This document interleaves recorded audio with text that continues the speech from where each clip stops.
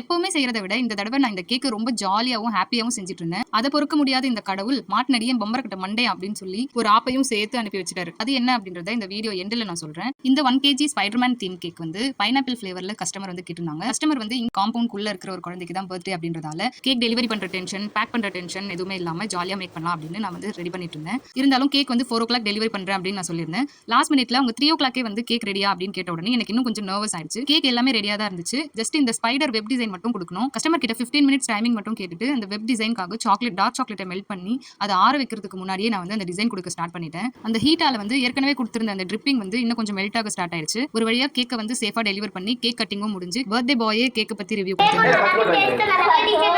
இந்த சந்தோஷத்தை முழுசா ஃபீல் பண்றதுக்குள்ளேயே இன்னொரு டெனன்ட்டுடைய வீட்டுக்கு வந்திருந்த கெஸ்டோட பைக்கை என்னோட பசங்க ஃபுட்பால் விளையாடி அந்த நம்பர் பிளேட்டை உடைச்சிட்டானுங்க. அது ஒரு குட்டி சம்பவமா நடந்து அதுக்கப்புறம் அதுக்கான செலவை நானே எடுத்துக்கிட்டேன். அப்புறம் தான் கடவுளுடைய மைண்ட் வாய்ஸே எனக்கு கேக்குது. கேக்ல வச்சேன் நினைச்சியாடா பைக்ல வச்சேன்.